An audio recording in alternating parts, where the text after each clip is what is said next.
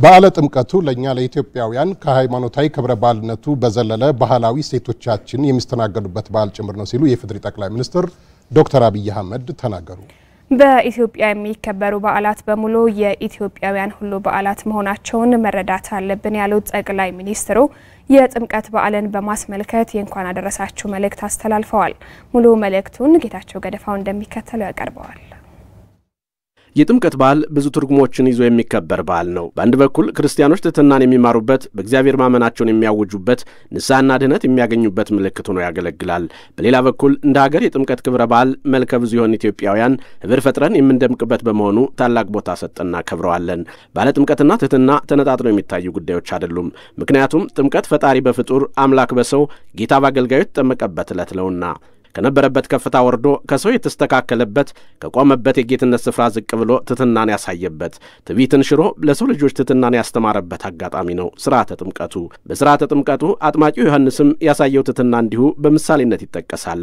ፈጣሪው የሰጠውን ክብር እንደሚገባው ቆጥሮ በታቢዮ ሳይታጠር እኔ ባንተ ልጠመቅ ያስፈልገኛል አንተም ወደ እኔ ትመጣለህን ብሎ የመከበር ምስጢሩ ትሕትና እንደሆነ የኃይልና የብርታት ቁልፍ ታዛዥነት ውስጥ እንዳለ የበላይነት መገኛውም ወደ ታች ወርዶ እያገለገሉ ጽድቅን መፈጸም እንደሆነ ያስተምረናል። ሰዎች ከላይ የሆኑ ሲመስላቸው የታቾቹን የማያዩና የገዘፉ ሲመስላቸው በቅንነት ጎንበስ የማይሉ ከሆነ እነሱ የጥምቀቱ ትርጉም አልገባቸውም።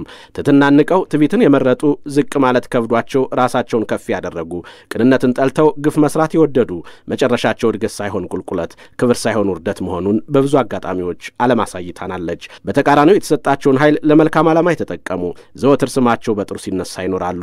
እንደ ሙሴ ያሉት የተሰጣቸውን በትር ባህር ከፍለው ሕዝብን ወደ ተስፋ ሲያሻግሩ፣ እንደ ጎልያድ ያሉት ከሰው ሁሉ በላይ መግዘፋቸውን ለበደል ተጠቅመውበታል። በዚህም ምክንያት ሙሴዎች ሲወደሱ ጎልያዶች በቀላሉ በጠጠር ወድቀዋል። ዓይናችን ገልጠን ብንመለከት በዙሪያችን ከፍታቸውን ለክፋት ኃይላቸውን ለጭቆና በመጠቀማቸው አሳዛኝ ውድቀት የገጠማቸው ጎልያዶችን በአቅራቢያችን እናገኛለን። ተመሳሳዩ ዕጣ እንዳይገጥመን ሁላችንም ትሕትናና መልካምነትን ገንዘባችን ልናደርግ ይገባል።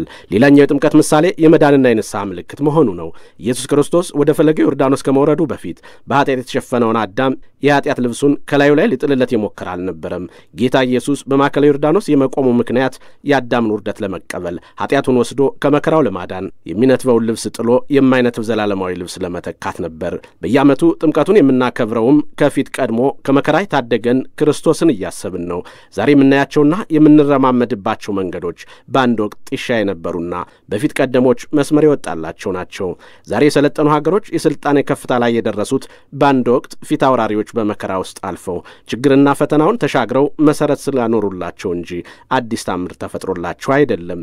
ድህነት መታደስና ብልጽግና የሚመጣው ፊት ቀዳሚዎች ችግርና መከራውን ተጋፍጠው መንገድ ማስመር ሲችሉ ብቻ ነው። እኛ የዛሬው ትውልዶች ለሀገራችን ፊት ቀዳሚዎቿ እንደሆን ማመን ይገባናል። እኛ መከራዋን ሳንቀበል ለኢትዮጵያ ምቾት፣ ዝቅታዋን ሳናይ ለሀገራችን ከፍታ፣ ጨለማዋን ሳንጎበኝ ለልጅ ልጆቻችን ብርሃን እንደማይመጣ ማወቅ አለብን። ሀገራችን በድህነትና ርዛት የጠየመ ፊቷን፣ በኋላ ቀርነትና በጉስቁልና ያደፈ ልብሷን እኛ ወስደን በአዲስና በሚያበራ የመተካት ኃላፊነት እያንዳንዳችን ትከሻ ላይ ወድቋል። ኃላፊነታችን በአግባቡ ከተወጣን የማናፍርባት ሀገር፣ የሰለጠነች ኢትዮጵያን የምንኮራባት ታሪክን ለልጅ ልጆቻችን ማስተላለፍ እንችላለን። ቅድመ አያቶቻችን ዋጋ ከፍለው በማለፋቸው ዛሬ የምንኮራባቸውን አገራዊ እሴቶች እንዳገኘን ሁሉ እኛም ለመጪው ትውልድ ተመሳሳዩን ማድረግ ይጠበቅብናል። ውድ የሀገሬ ሕዝቦች፣ ባለ ጥምቀቱ ለእኛ ለኢትዮጵያውያን ከሃይማኖታዊ ክብረ በዓልነቱ በዘለለ ባህላዊ እሴቶቻችን የሚስተናገዱበት በዓል ጭምር ነው። ከጎንደር እስከ ሐረር፣ ከመቀሌ እስከ ባሌ፣ ከመተማ እስከ ጅማ በየስፍራው ኢትዮጵያውያን ወደ አደባባይ ይወጣሉ። አያሌዎች ዘመድ ለመጠየቅ ከቦታ ቦታ ይተማሉ። ማህበራዊ ኑሯችን የሚደምቅበት፣ በልዩ ልዩ አልባሳት የምናጌጥበት፣ ልዩ ልዩ ህብረ ዜማዎችን የምንሰማበት ዕለት ነው። ጥምቀት የአደባባይ የባህል ሙዚየማችን ነው። ኢትዮጵያ ምን አይነት ብሔሮች፣ ቋንቋዎች፣ አለባበሶች፣ የጸጉር አሰራሮች፣ ዜማዎች ወዘተ አሏት ብሎ ለሚጠይቅ የጥምቀትን በዓል ተመልከት ብሎ መመለስ ይቻላል።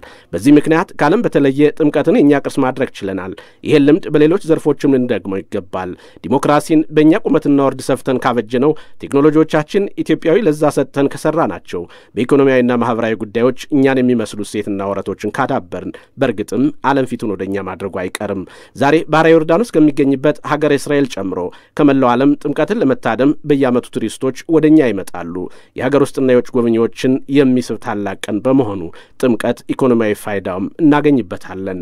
ከዚሁ ጋር ተያይዞ አንድ ማወቅ ያለብን እውነት የኢትዮጵያ በዓላት የኢትዮጵያውያን ሁሉ በዓላት መሆናቸው ነው። በእምነቱ ብናምንም ባናምንም በዓሉ ግን በዜግነት የሁላችንም ነው።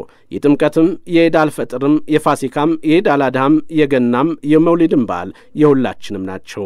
የሀገራችን ሀብት የወገኖቻችን ደስታ ናቸውና እንኮራባቸዋለን። ሁላችንም ኢኮኖሚያዊ ፋይዳና ማህበራዊ ጥቅም እናገኝባቸዋለን። በተለይ እንደ ጥምቀትና አረፋ ያሉ የአደባባይ በዓሎቻችን በአማረና በደመቀ ሁኔታ እንዲከበሩ ሁላችንም እኩል ልንደክም ይገባል። መቼም ቢሆን ጥምቀት ተስተጓጉሎ አረፋ ተስተጓጉሎ ጥምቀት አይሰምርምና ለሁላችንም ደስታ እያንዳንዳችን የምንችለውን ሁሉ ማድረግ ይገባናል።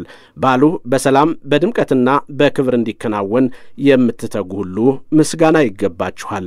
በድጋሜ መልካም የከተራና የጥምቀት በዓል እንዲሆን እመኛለሁ። ኢትዮጵያ በልጆቿ ጥረት ታፍራና ተከብራ ለዘላለም ትኑር።